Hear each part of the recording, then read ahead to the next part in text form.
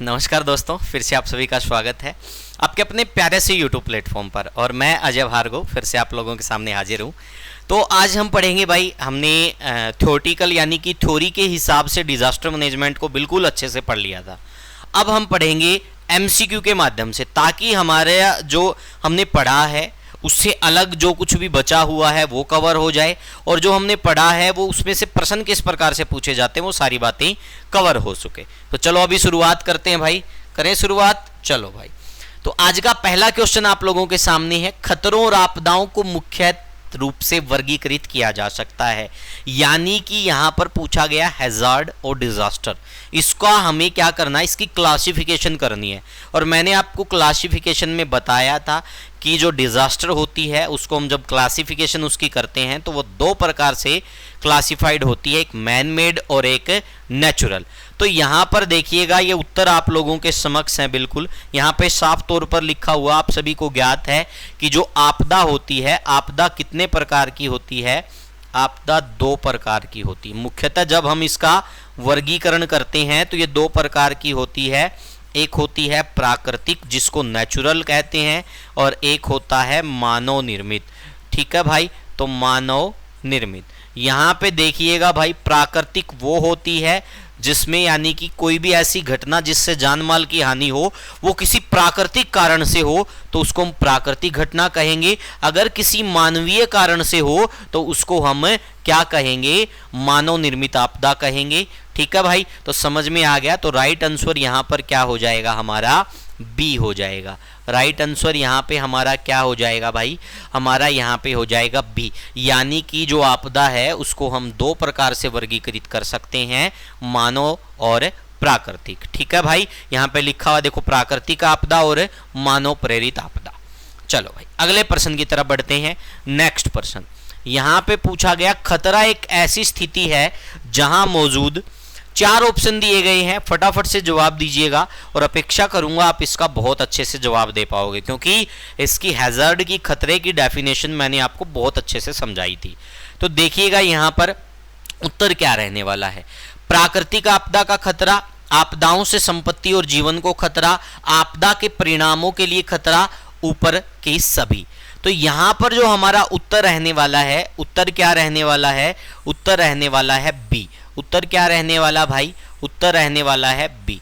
अब मैंने आपको बताया था खतरा क्या है, एक ऐसी हम यह कह सकते हैं खतरनाक स्थिति जिसमें पर्यावरण, मानव को और संपत्ति को नुकसान पहुंचाने की क्या हो, अक्षमता हो, उसी को क्या कहते हैं, खतरा कहते हैं। तो यहां पर देखो वही बात लिखी गई है, संपत्ति और जीवन को खतरा, यानी इनको नुकसान पहुंचाने की क्षमता है, उसी को हम क्या कहते हैं, संकट कहते हैं, खतरा कहते हैं भाई। ठीक है, तो राइट आंसर यहां पर क्या हो जाएगा, हमारा बी हो जाएगा। चलो भाई, उसके बाद हम देखते हैं, आपदा एक ऐसी घटना है जो उत्पन्न होती है। बहुत ही अच्छा प्रश्न है, फटाफट से जवाब दीजिएगा। ठीक है भाई, थोड़े उलझाने वाले प्रश्न जरूर है, लेकिन आप लोग अगर इसको समझकर करते हो तो बहुत आसानी से कर पाओगे। खतरनाक घटना का परिणाम, खतरे की घटना के कारण, आपदा घटना के कारण, या ऊपर के सभी। तो इसमें जो है आपदा एक ऐसी घटना है जो किसके कारण होती है, खतरनाक घटना का परिणाम होती है। किसका परिणाम होती है भाई, ये खतरनाक घटना का परिणाम होती है। मैंने आपको कहा था कि जब कोई घटना घट जाती है तब वो क्या कहलाती, जिससे जानमाल को हानि होती है, वो आपदा कहलाती है। और जब तक हम इतना समझते हैं कि किसी में किसी को नुकसान पहुंचाने की क्षमता है, तब तक वो खतरा है या संकट है। लेकिन जब घटना घट गई तब वो किसमें कन्वर्ट हो गया, आपदा में कन्वर्ट हो गया। तो यहां पर राइट आंसर क्या हो जाएगा, खतरनाक घटना का परिणाम ही क्या है, एक प्रकार से आपदा है। ठीक है भाई, समझ में आ गया। चलो नेक्स्ट अगले प्रश्न की तरफ बढ़ते हैं। नेक्स्ट प्रश्न पूछा गया आपसे, मानव निर्मित आपदाओं के विशिष्ट उदाहरण है। चार ऑप्शन दिए गए हैं, फटाफट से जवाब दीजिएगा। एक पूछा गया है, रासायनिक विस्फोट, जहरीले कचरे का रिसाव, युद्ध और नागरिक संघर्ष, या फिर उपरोक्त सभी। तो मैंने आपको क्या बताया था, आपदाओं को दो प्रकार से वर्गीकृत किया था, एक हो गया प्राकृतिक, एक हो गया मानव निर्मित आपदाएं। तो मानव निर्मित में क्या होगा, जो भी आपदाएं या घटनाएं मानव के कारण घटित होगी और उससे जान माल की हानि होगी, वो मानव निर्मित आपदाओं में आएगी। तो देखो, रासायनिक विस्फोट भी किसके कारण होगा, मानव के कारण ही होगा। जहरीले कचरे का रिसाव भी किसके कारण होगा, क्योंकि लगातार फैक्ट्री मानव लगाए जा रहा है। ठीक है भाई, युद्ध और नागरिक संघर्ष भी किसके कारण होगा, इसमें भी मानव ही रहेंगे। तो इसका राइट आंसर क्या हो जाएगा भाई, उपरोक्त सभी इसका क्या हो जाएगा, राइट आंसर हो जाएगा। तो यहां तक आई थिंक आप बहुत अच्छे से समझ पा रहे हो। अगला प्रश्न आप लोगों के सामने भाई, फटाफट से जवाब दीजिएगा। समाज पर आपदा के क्या परिणाम होते हैं, जान गंवाना, प्रॉपर्टी को नुकसान, पर्यावरणीय क्षति। तो मैंने आपको बताया था ये तीनों चीजें ही क्या होगी भाई, इन्हीं का नुकसान होगा, यानी भौतिक क्षति भी होगी, आर्थिक क्षति भी होगी, पर्यावरणीय क्षति भी होगी।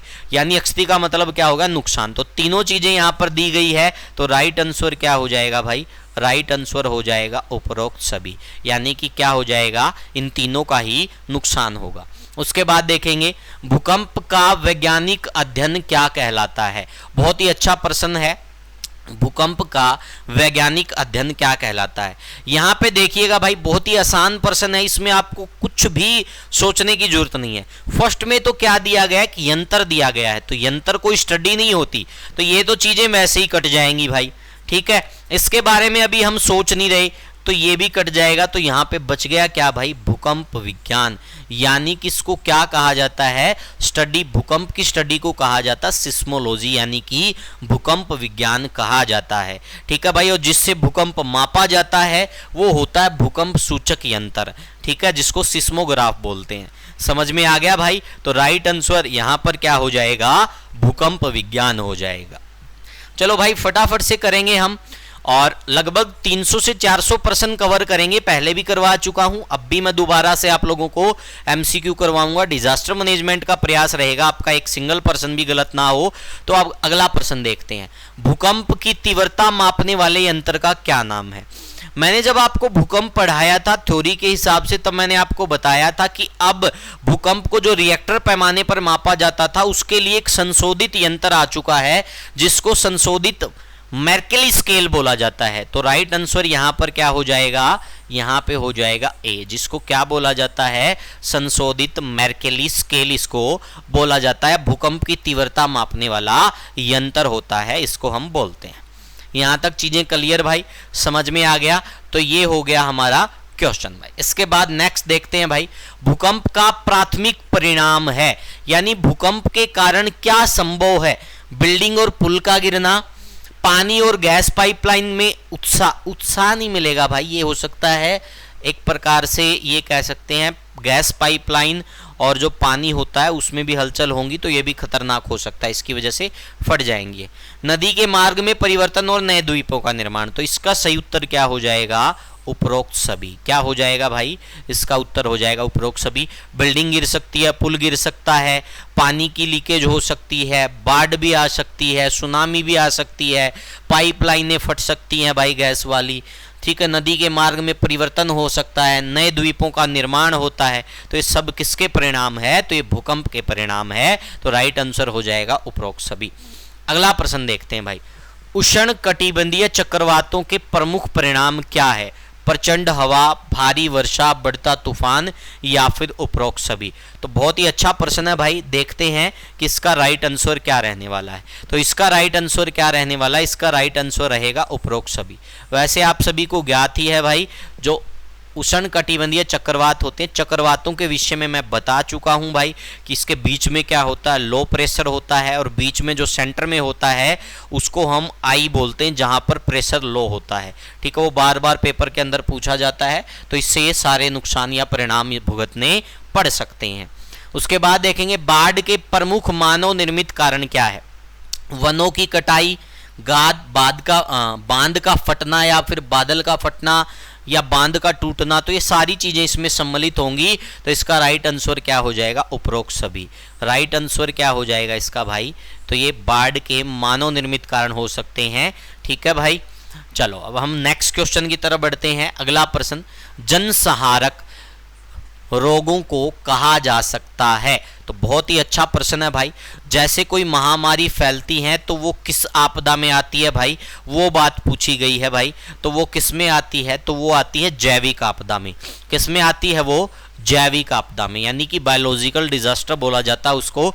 वही पूछा गया है, जनसंहारक रोगों को कहा जा सकता है। तो जैविक आपदा इसको कहते हैं बायोलॉजिकल डिजास्टर, यानी कोई भी महामारी जो किसी बैक्टीरिया की वजह से, वायरस की वजह से होती है, तो उसको हम किस में काउंट करते हैं? जैविक आपदा में काउंट करते हैं। उससे आगे प्रश्न भाई, इन्फ्लुएंजा शब्द का अर्थ है।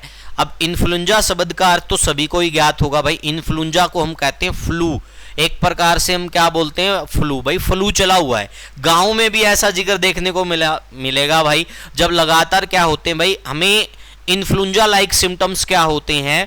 फीवर आना, ठीक है, और शोर थ्रोट यानी कि गले में खराबी भी हो सकती है, फैटिग्यू और नाक से पानी बहना, नोइज़ा बोलते हैं, तो वो सब चीज़ें होती है। बुखार आता है तो उसको हम इन्फ्लुएंजा ही बोल देते हैं, यानी ये कहते हैं फ्लू आ रहा है भाई।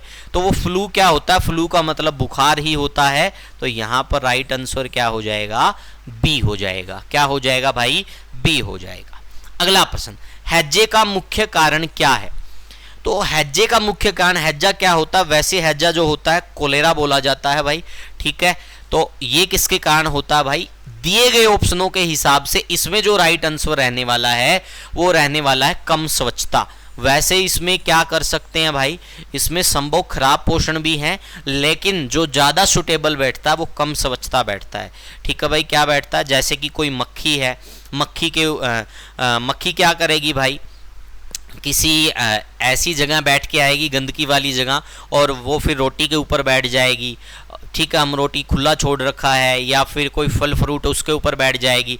अगर हम इन चीज़ों को स्वच्छ नहीं रखेंगे, धोते नहीं रहेंगे, धोकर नहीं खाएंगे, या फिर हम किन्हीं जो फल फ्रूट होते हैं, हमारी रोटी सब्जी होती है, उसको ढक के नहीं रखेंगे, तो फिर क्या होगा? वो सारे क्या है? कम स्वच्छता ही उसको हम कहते हैं। तो राइट आंसर क्या हो जाएगा? यहाँ पर ए हो जाएगा भाई। आपदा निवारण में किस एजेंसी की भूमिका महत्वपूर्ण है? बहुत ही अच्छा प्रश्न है भाई। आपदा के निवारण में किस एजेंसी की भूमिका महत्वपूर्ण है? वैसे मैं आपको बता दूं, इसमें सबसे महत्वपूर्ण भूमिका है वो मीडिया की रहने वाली है, क्योंकि जब भी कोई आपदा आती, मान लो कि किसी एक हिस्से को पता ही नहीं कि आपदा आई है, तो हम मीडिया के माध्यम से क्या कर सकते हैं? एक तो पहले, आपदा से पहले ही चेतावनी जारी कर सकते हैं। एक अब जब आपदा आ गई तब भी अनाउंसमेंट हो सकती कि भाई आपदा आ चुकी है, सुरक्षित जगह पर पहुंचे। तो मीडिया का बहुत रोल रहने वाला है। तो सबसे महत्वपूर्ण भूमिका है वो मीडिया निभाएगी। क्या निभाएगी भाई? मीडिया इसमें सबसे महत्वपूर्ण भूमिका निभाएगी। नेक्स्ट प्रश्न भाई, पूछा क्या गया है? आपदा तैयारी के लिए सामुदायिक स्तर पर किए जाने वाले महत्वपूर्ण उपाय क्या है? जागरूकता बढ़ी, शीघ्र और समय पर चेतावनी का प्रावधान, भूमि उपयोग की योजना, या फिर ऊपर के सभी। तो फटाफट से बताइएगा इसका राइट आंसर क्या रहने वाला है। देखते हैं भाई कितने विद्यार्थी इसका सही जवाब दे पाते हैं। बहुत ही अच्छा प्रश्न आप लोगों के समक्ष है भाई। फटाफट से सभी के कमेंट आने चाहिए भाई, जितने भी विद्यार्थी जुड़े हुए हैं तो इसका सही उत्तर बताएंगे भाई। बहुत बढ़िया।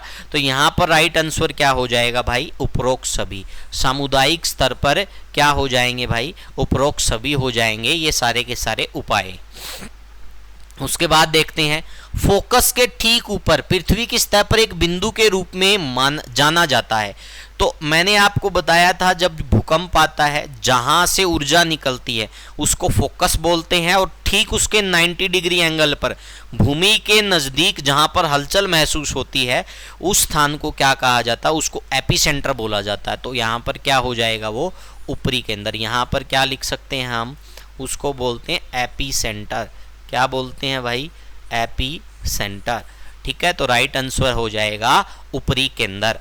ये हो जाएगा भाई। ये हम डिस्कस कर चुके थे पहले भी। अभी हम अगली क्वेश्चन की तरफ बढ़ते हैं। भूकंप की घटनाओं को रिकॉर्ड करने के लिए किस उपकरण का प्रयोग किया जाता है? तो भाई उपकरण पूछा गया है, यहाँ पर भी बहुत सारे बच्चे कंफ्यूज हो सकते हैं। वो रिएक्टर पैमाना बताएंगे। तो आपको मैं बता देता हूँ रिएक्टर क्या होता है, जिस पैमाने पर भूकंप को मापा जाता है। लेकिन यंत्र कौन सा होता है? सिस्मोग्राफ होता है, यानी भूकंप सूचक यंत्र होता है।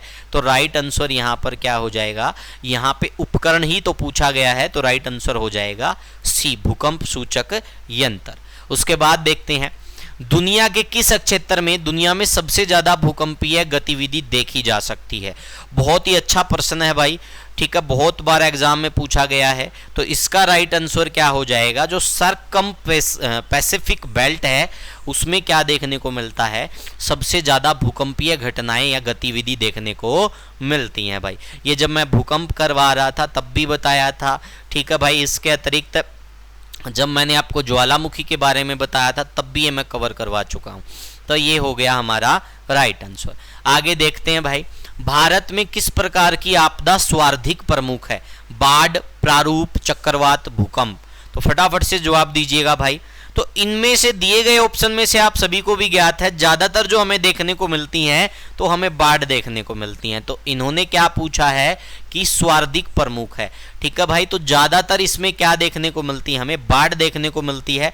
अब भूकंप क्या होता है, भूकंप तो भाई मोस्टली इंडिया का जो हिस्सा है वहां पर हमें कम ही देखने को मिलता है, आउटर में ज्यादा है। लेकिन फिर जो बाढ़ है, बाढ़ मोस्टली जगह पर हमने देखने को मिलती है भाई, कहीं ना कहीं किसी न किसी नदी के कारण क्या हो जाती है, बाढ़ आ जाती है या ज़्यादा बारिश के कारण आ जाती है। तो ये सर्वाधिक प्रमुख आपदा है, ठीक है भाई।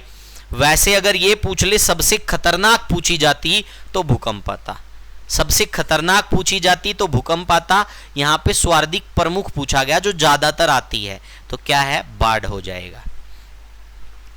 उत्तरी गोलार्ध का तापमान 1.2 डिग्री सेल्सियस तक बढ़ाने के लिए कौन सा ज्वालामुखी विस्फोट जिम्मेदार है।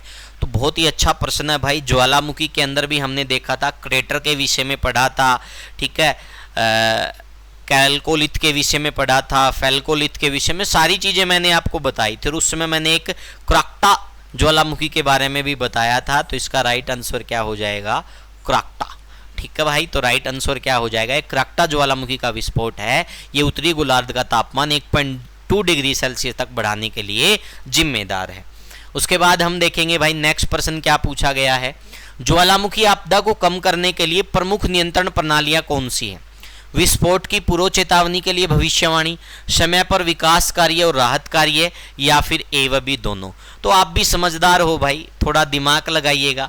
अब देखो, कम करने के लिए, नियंत्रण करने के लिए दोनों ही प्रणालियों का प्रयोग किया जाएगा। तो राइट आंसर यहाँ पर क्या हो जाएगा, ए और बी दोनों हो जाएगा कि ज्वालामुखी आपदा को कम करने के लिए प्रमुख नियंत्रण प्रणालियां दोनों है। उसके बाद नेक्स्ट भाई, उद्धार की पूर्व चेतावनी की भविष्यवाणी के लिए किन तकनीकों का उपयोग किया जा सकता है। विद्युत दूरी उपाय, झुकाव मीटर, जीपीएस और स्टेलाइट इंफेरिंग रडार। तो इसका सही उत्तर क्या हो जाएगा भाई, इन सभी गतिविधियों का प्रयोग किया जा सकता है, तकनीकों का प्रयोग किया जा सकता है। तो राइट आंसर यहाँ पर क्या हो जाएगा, ऑल ऑफ दीज, यानी कि उपरोक्त सभी, ठीक है भाई। चल आगे बढ़ते हैं। उथले भूकंप यानी 20 किलोमीटर से कम गहराई से संबंधित है। तो भाई आपको पता है, मैंने आपको बताया था, जो भूकंप आने का मुख्य कारण क्या होता है, ज्यादातर भूकंप किसके कारण आते हैं, टेक्टोनिज्म के कारण आते हैं, जिसको विवर्तनिकी कहा जाता है। और वही चीजें यहाँ पर पूछी गई हैं। तो प्लेटें पूछी गई, तो सभी प्रकार की प्लेटें यहाँ पर इसके लिए क्या है, इससे संबंधित है, ठीक है भाई, जो 20 किलोमीटर से कम गहराई से संबंधित है। अभी सारी प्लेट सीमाएं, डाइवर्जेंट प्लेट सीमाएं, प्लेट सीमाओं को बदलें, तो ये सब हो जाएगा। उससे अगला देखते हैं भाई, निम्नलिखित में से कौन सी आपदा भूकंप से उत्पन्न हो सकती है। यहाँ पे पूछा गया कि भूकंप का परिणाम क्या है। हमने पढ़ा था कि भूकंप के कारण बहुत सारी चीज़ें हमने कही थी और आपको बताया था कि इनमें से 3-4 चीज़ें जो एग्जाम में पूछी जाती, उसमें सुनामी बताया था, तीव्र जमीन का हिलना या तो भूकंप ही हो गया, और एक भूस्खलन। तो ये राइट आंसर क्या हो जाएगा, इसके तीनों के तीनों इसके परिणाम है। समझ में आ गया भाई, तो राइट आंसर हो गया डी। उसके बाद हम देखते हैं भाई, निम्नलिखित में से कौन सा कथन असत्य है। निम्नलिखित में से कौन सा कथन असत्य है। तो फटाफट से बताइएगा भाई, इसका राइट आंसर क्या रहने वाला है। देखते हैं कितने विद्यार्थी इसका सही जवाब दे पाएंगे। बहुत ही अच्छा प्रश्न है, फटाफट से इसका जवाब दें भाई। भूकंप प्लेट सीमाओं में होते हैं। अधिकांश बड़े भूकंपों के समय और स्थान की भविष्यवाणी कई दिन पहले की जा सकती है। भूकंप सामान्य रिवर्स और स्ट्राइक स्लिप फॉल्टिंग के कारण हो सकते हैं। पी तरंगे, एस तरंगों और क्षति तरंगों दोनों की तुलना में तेजी से यात्रा करती है। तो इसमें देखो भाई, असत्य पूछा गया है। तो असत्य क्या हो गया भाई, असत्य हो गया बी। ऐसा कुछ नहीं है भाई कि आप लोग ये भविष्यवाणी कर सकते हैं। ठीक है भाई, टेक्निक हो सकती है, पूर्वानुमान हो सकता है, ठीक है, संभव है, लेकिन हर बार सटीक जाए वो संभव नहीं है। ठीक है, और बड़े भूकंप के बारे में हर बार भविष्यवाणी सटीक जाए ये कोई ज़रूरी नहीं है। तो इसमें क्या मानेंगे हम, बी को फॉल्स मानेंगे। बी को क्या मानेंगे हम, फॉल्स मानेंगे। इससे आगे बढ़ते हैं भाई, ज्वालामुखी उद्गार निकट है। बहुत ही अच्छा प्रश्न है भाई, देखते हैं कितने बच्चे इसका जवाब दे पाएंगे। ज्वालामुखी उद्गार निकट से संबंधित है, यानी ज्वालामुखी उद्गार निकट से किसके संबंधित है, ज्वालामुखी उद्गार के कारण हमें क्या देखने को मिलेगा, तो फटाफट से आपको बताना भाई। और ये क्लास के दौरान भाई मैसेज मत किया करो, क्योंकि आप लोगों के हम रिप्लाई नहीं कर पाएंगे, और ना फ़ोन किया करो। तो राइट आंसर क्या हो जाएगा भाई, ज्वालामुखी के कारण आप सभी को पता है लैंडस्लाइड यानी कि भूस्खलन ज़्यादातर होता है, आपको ज्ञात ही है। जैसे ही ज्वालामुखी में उद्गार होगा तो क्या होगी भाई, भूमि हिलने लग जाएगी, भूकंप भी आ सकता है उस क्षेत्र में, भूस्खलन भी हो सकता है। तो क्या हो जाएगा, यानी कि भूस्खलन इससे ज़्यादा निकट से संबंधित है। उष्णकटिबंधीय चक्रवात भीतर उत्पन्न होते हैं। बहुत ही अच्छा प्रश्न है भाई, उष्णकटिबंधीय चक्रवात हैं ये किसके भीतर उत्पन्न होते हैं, तो ये मकर रेखा और कर्क रेखा के बीच में ज़्यादातर क्या होते हैं, मध्यवर्ती उत्पन्न होते हैं। जब हमने चक्रवात के विषय में पढ़ा था, तब चक्रवात की एनाटॉमी के विषय में मैं बता रहा था, तब मैंने ये बात आपको बताई थी। तो थ्योरी में आप इसको पढ़ सकते हैं। राइट आंसर क्या हो जाएगा, मकर रेखा और कर्क रेखा के बीच हमें उष्णकटिबंधीय क्या देखने को मिलते हैं, चक्रवात। सबसे बड़ी बात, उष्णकटिबंधीय क्षेत्र ही क्या होगा, कर्क रेखा और मकर रेखा के बीच का क्षेत्र होगा। जब मैंने आपको बायोडाइवर्सिटी पढ़ाई थी, जैव विविधता पढ़ाई थी, तब ये सारी बातें मैं आपकी क्लियर कर चुका हूं। क्योंकि कारण क्या है उष्णकटिबंधीय क्षेत्र होने का, उसका वहाँ पर सबसे ज़्यादा बायोडाइवर्सिटी भी पाई जाती, क्योंकि वहाँ पर उच्च तापमान होता है और ज़्यादा बारिश होती है, और वही कंडीशन होती बायोडाइवर्सिटी के लिए। ठीक है, तो ये राइट आंसर हो जाएगा भाई। उसके बाद चक्रवात के केंद्र की विशेषता क्या है, तो मैंने आपको बताया था चक्रवात के केंद्र की विशेषता ये होती है कि यहाँ पर कम दबाव होता है, लो प्रेशर, और जहाँ पर कम दबाव होता, मैंने आपको बताया था जो चक्रवात का बीच का जो शांत क्षेत्र होता है उसको आई बोला जाता है। उसको क्या बोला जाता है, आई। आई किसको बोलते हैं, शांत क्षेत्र को। किसको बोलते हैं भाई, शांत क्षेत्र। ठीक है भाई, तो सेंटर में क्या होगा, कम दबाव होगा। क्या होगा सेंटर में, कम दबाव। चक्रवाती आपदा की चेतावनी दी जाती है अखबार द्वारा, रेडियो नेटवर्क द्वारा, टेलीविजन द्वारा, उपरोक्त सभी। तो भाई चेतावनी तो सभी के द्वारा दी जा सकती है, तो स्वाभाविक सी बात है। तो इसका राइट आंसर क्या हो जाएगा, उपरोक्त सभी भाई। राइट आंसर यहाँ पर क्या हो जाएगा, उपरोक्त सभी। अगला प्रश्न देखते हैं, बाढ़ के प्रमुख प्रभाव है। देखते हैं भाई बाढ़ के प्रमुख प्रभाव क्या है, शारीरिक क्षति, जैव विविधता के नुकसान, जलापूर्ति की कमी। तो फटाफट से बताइएगा इसका राइट आंसर क्या रहने वाला है। जितने भी विद्यार्थी जुड़े हुए हैं प्रत्येक विद्यार्थी का कमेंट आना चाहिए भाई, और साथ के साथ सेशन को लाइक करते रहिए, चैनल को सब्सक्राइब करते रहिए, और देखते हैं इसका सही उत्तर क्या रहेगा। तो इसका सही उत्तर क्या हो जाएगा, यहाँ पर सही उत्तर हो जाएगा, ये तो कुछ सोचने की बात ही नहीं है, उपरोक्त सभी क्या हो जाएगा, इसका राइट आंसर हो जाएगा। बाढ़ आएगी तो भाई शारीरिक क्षति भी हो सका है, कोई डूब के मर सकता है, जैव विविधता को नुकसान, पेड़ पौधे भी बह जाएंगे तो वो भी नुकसान होगा, जलापूर्ति की कमी, जल के जो संसाधन है जो अच्छे से हमने जल स्टोर करके रखा हुआ वो भी साथ में उसके जल जाएगा, तो वो भी इसमें भी कमी आ जाएगी। ठीक है भाई, निम्नलिखित में से कौन सी एजेंसियां राष्ट्रीय आपदा जोखिम न्यूनीकरण हितधारक है। बहुत ही अच्छा प्रश्न है भाई, केंद्र सरकार। तो यहाँ पर तो मैंने आपको इंस्टीट्यूशनल फ्रेमवर्क बता दिया था, सारा का सारा इंस्टीट्यूशनल ढांचा पूरा बता दिया था भाई। उसके बाद में राष्ट्रीय आपदा कार्यालय ये भी है, प्राइवेट सेक्टर में भी चीज़ें होती हैं। तो राइट आंसर क्या हो जाएगा, उपरोक्त सभी। राइट आंसर यहाँ पर क्या हो जाएगा भाई, निम्नलिखित में से कौन सी एजेंसियाँ राष्ट्रीय आपदा जोखिम न्यूनीकरण की हितधारक है, तो उपरोक्त सभी इसकी क्या है, हितधारक है।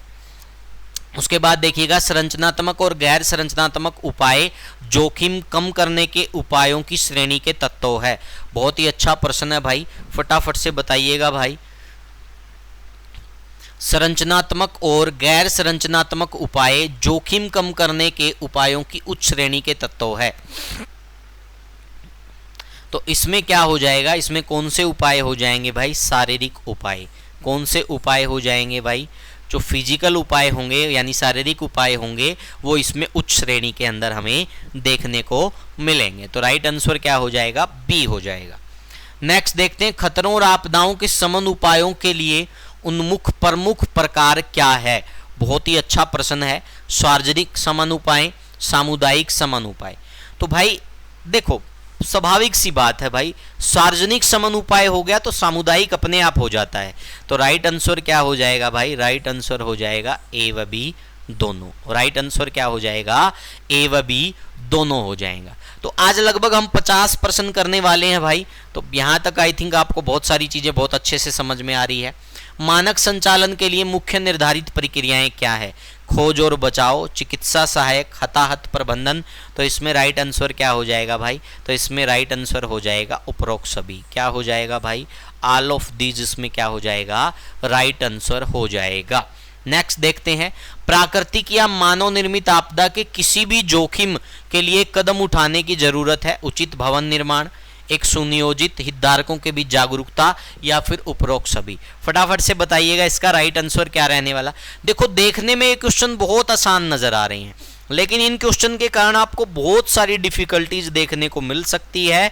तो फटाफट से इसका उत्तर दीजिएगा भाई। तो इसका राइट आंसर क्या हो जाएगा, देखते हैं कौन सा विद्यार्थी इसका सही जवाब दे पाता है। तो इसका राइट आंसर हो जाएगा भाई all of these. Disaster management में बहुत सारे प्रश्नों के उत्तर आपको ऑल ऑफ दीज देखने को मिलेंगे भाई। ठीक है, तो चलो नेक्स्ट प्रश्न भाई, आपदा प्रबंधन का उद्देश्य है। तो फटाफट से बताइएगा आपदा प्रबंधन का उद्देश्य क्या है। निकटतम अप्रभावित शहरी क्षेत्र में लोगों को पुनर्स्थापित करना, भविष्य के प्रबंधन उद्देश्यों के लिए मूल्यवान डेटा संग्रह, भविष्य की आपदा के प्रभाव का विरोध करने के लिए सीवेज और पेयजल उपचार सुविधाओं को मजबूत करना, सामुदायिक सेवाओं सुविधाओं और आवासों को पूर्व आपदा सत्रों पर पुनर्स्थापित करना। तो राइट आंसर क्या हो जाएगा, डी हो जाएगा। ये आप सभी को पता है भाई, ये आप लोगों को करवाया जा चुका। जब आपदा चक्कर आपको करवाया गया था, आपदा प्रबंधन चक्कर, तो उसमें आपको बताया गया था सारी चीज़ों के बारे में। पूर्व आपदा आप क्या कर सकते हो, आपदा के दौरान क्या होता है, और फिर आपदा के बाद क्या होता है। तो आपदा के बाद ये तीनों चीज़ें यहाँ पर इसमें सेट बैठती हैं। सामुदायिक सेवाओं सुविधाओं और आवासों को पूर्व आपदा सत्रों पर पुनर्स्थापित करना यानी रिकंस्ट्रक्शन करना या रिहैबिलिटेशन। तो इसका राइट आंसर क्या हो जाएगा भाई, डी हो जाएगा। नेक्स्ट भाई, भीड़ भाड़ से ज़्यादा प्रमुख जोखिम क्या है।